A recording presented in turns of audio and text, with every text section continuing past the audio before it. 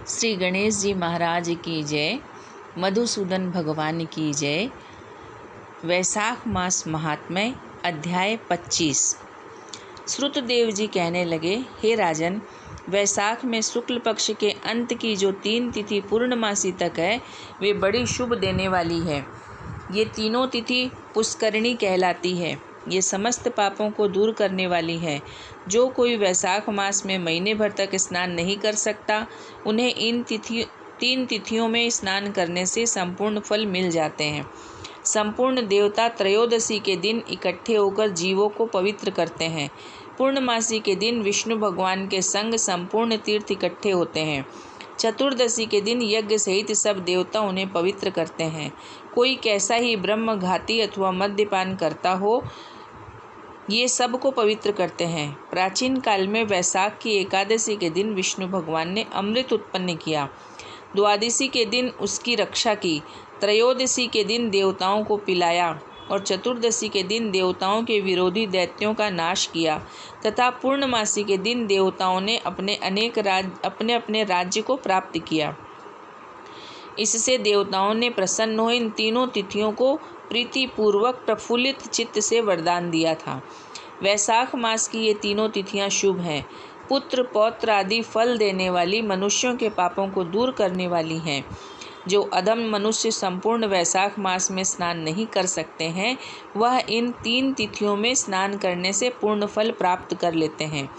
जो मनुष्य इन तिथियों में भी स्नान दान आदि नहीं करते, वे चांडाल की योनि पाते हैं, फिर रौरव नरक में जाते हैं। जो इन तीनों तिथियों में गर्म जल से स्नान करते हैं, वे 14 मनवंतर तक रौरव नरक में निवास करते हैं। पितृश्वर और देवताओं के निमित्त दही और अन्न का दान नहीं करते हैं, वे पिशाच योनि को प्रलय काल तक भोगते हैं। जो वैशाख मास में नियम पूर्वक कर्तव्य कर्मों में लगे रहते हैं, वे विष्णु भगवान की सायुज्य मुक्ति को प्राप्त होते हैं, इसमें संदेह नहीं।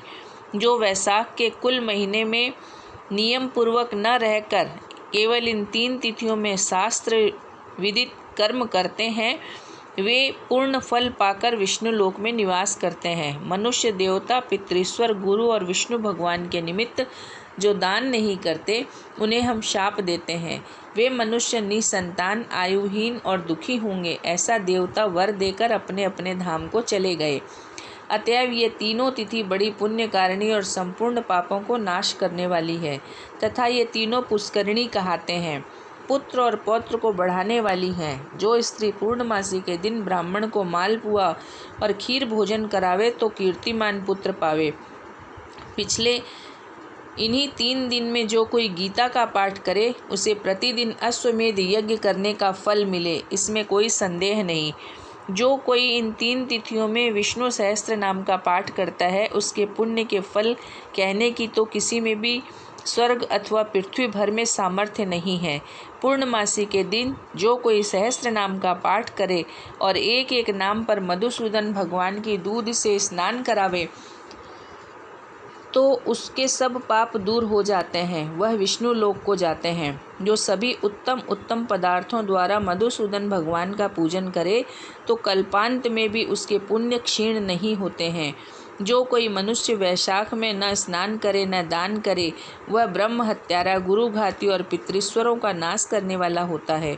जो कोई नित्य प्रति श्रीमद् भागवत का 1 श्लोक, अर्ध श्लोक या चौथाई श्लोक को पढ़े तो ब्रह्म तत्व को प्राप्त होता है। जो इन 3 दिन में श्रीमद् भागवत कथा को श्रवण करे, तो वह कभी भी पाप से लिप्त नहीं होता, जैसे कमल के पत्र पर जल नहीं ठहरे है। इन 3 तिथियों में विधिवत भगवत पूजा, स्नान दान आदि करने से बहुत से मनुष्य देवता हो गए, कितने ही सिद्ध बन गए और कितने ही ब्रह्म भाव को प्राप्त हुए हैं। ब्रह्म ज्ञानी अथवा प्रयागराज में मरने से मोक्ष मिलता है अथवा वैशाख मास में नियम पूर्वक स्नान करने से मोक्ष मिलता है। वैशाख की पूर्णमासी के दिन स्नान करके नीले रंग का सांड छोड़े तो समस्त बंधन से छूटकर धर्म, अर्थ, काम और मोक्ष प्राप्त होता है। जो गरीब कुटुंबी ब्राह्मण को गौ दान देता है, वह अकाल मृत्यु से छूटकर परलोक में परम पद पाता है। जो मनुष्य वैशाख की पूर्णमासी को बिना स्नान दान किए बिता देते हैं, वो 100 जन्म तक कुत्ता की योनि में पड़कर विष्ठा के कीड़े होते हैं। तीनों भुवन में 3.5 करोड़ तीर्थ हैं। ये सब इकट्ठे होकर पाप समूह के डर से सलाह करने लगे कि पापी मनुष्य अपने किए पाप हमारे बीच में त्यागते हैं तो हमारे पाप कैसे दूर होंगे।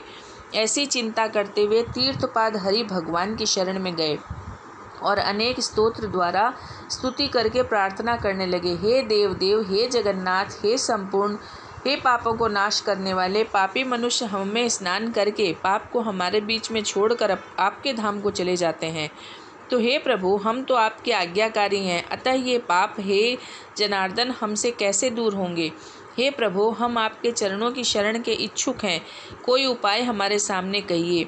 तब जब तीर्थों ने ऐसी प्रार्थना की, तब भूत भावन भगवान हंसते हुए मेघ जैसी गंभीर वाणी में बोले, वैशाख के महीने में मेष की संक्रांति में शुक्ल पक्ष में जो अंत के 3 दिन हैं, वे 3 दिन सर्व तीर्थमय पुण्य रूप और मेरे प्राण प्यारे हैं।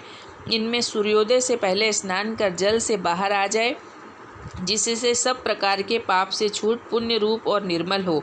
उन 3 दिवसों के बीच जो कोई स्नान नहीं करते, उन मनुष्यों में ही पाप स्थित रहता है। जो पाप तुम्हारे बीच में है, उनसे निकलकर इकट्ठे हो गए हैं।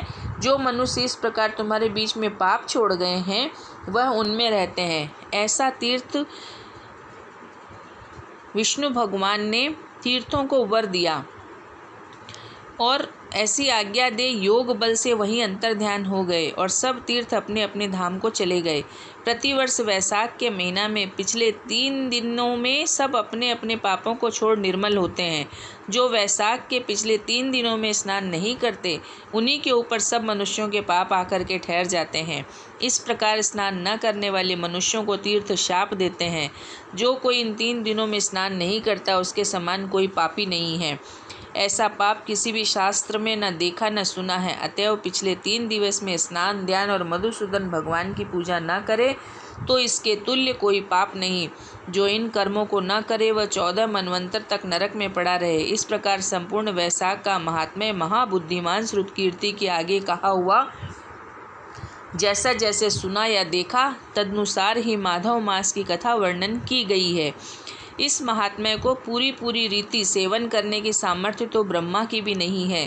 पहले कैलाश के शिखर पर बैठकर पार्वती जी ने महादेव जी से पूछा, तब महादेव जी 100 वर्षों तक यही कथा कहते रहे, तो भी पूरी हुई तब असमर्थ हो चुप हो गए।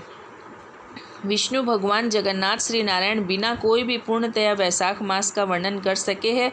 पिछले सब ऋषियों ने मनुष्यों की हित की इच्छा से थोड़ा थोड़ा वैशाख महात्म्य वर्णन किया है, परंतु हे राजन, किसी ने अंत नहीं पाया। असमर्थ होकर सब बैठ रहे। तू वैशाख मास में दान आदि सत्कर्म कर, इनसे निश्चय ही मुक्ति मिलेगी। ऐसा मिथिलापति राजा जनक को समझाकर श्रुतदेव जी राजा से पूछकर जाने का विचार करने लगे। तो राजा को एक साथ आह्लाद उत्पन्न हो गया, नेत्रों से जल टपकने लगा। तब उत्सव करने में प्रवृत्त हुआ और अपनी वृद्धि के लिए श्रुतदेव जी को पालकी में बैठाकर ग्राम की प्रदक्षिणा कर चतुरंगिणी सेना को संग भेजा। पीछे पीछे स्वयं चला। फिर अंतःपुर में ले जाकर वस्त्र, आभूषण, गौ, पृथ्वी, तिल, सुवर्ण आदि सब प्रकार के वैभव आगे रख नमस्कार कर हाथ जोड़ सन्मुख खड़ा हो गया। तब महातेजस्वी महायशस्वी श्रुतदेव जी अत्यंत संतुष्ट हो प्रसन्नता पूर्वक अपने धाम को गए। तब नारद जी कहने लगे, हे राजा अम्बरीश, यह परम अद्भुत आख्यान मैंने तुम्हारे सन्मुख वर्णन किया, जिसके सुनने से ही संपूर्ण पाप नष्ट हो जाते हैं और सब प्रकार की संपत्ति मिलती है। इसी से भोग, ज्ञान और मोक्ष प्राप्त होते हैं। नारद जी के ऐसे वचन सुन महायशस्वी राजा अम्बरीश मन ही मन ऐसे प्रसन्न हुए कि बाहर का सब व्यापार छोड़ दिया और दंड की तहर पृथ्वी पर गिर सिर से प्रणाम करने लगे तथा सब प्रकार के ऐश्वर्यवान पदार्थों से नारद जी की पूजा की। फिर भगवान नारद मुनि ने राजा से पूछकर अन्य लोग चले गए, क्योंकि शाप के मारे वे एक जगह नहीं रहते थे। राजर्षि अम्बरीश भी नारद जी के कहे हुए इन शुभ धर्मों को आचरण करते निर्गुण परब्रह्म में लीन हो गए। सूत जी बोले, जो कोई इस पाप के नाश करता और पुण्य के बढ़ाने वाले परम अद्भुत आख्यान को सुनता है अथवा पाठ करता है या सुनाता है, वह परम गति को प्राप्त होता है। तथा जिसके घर में हाथ की लिखी पुस्तक है, उसके तो हाथ ही में मुक्ति है, सुनने की भी कुछ आवश्यकता नहीं है। बोलो मधुसूदन भगवान की जय। इति वैशाख मास महात्म्य संपूर्णम। श्री सीतारामार्पणमस्तु। श्री राम जय जय राम। श्री राम जय जय राम। हम राम जी के राम जी हमारे हैं।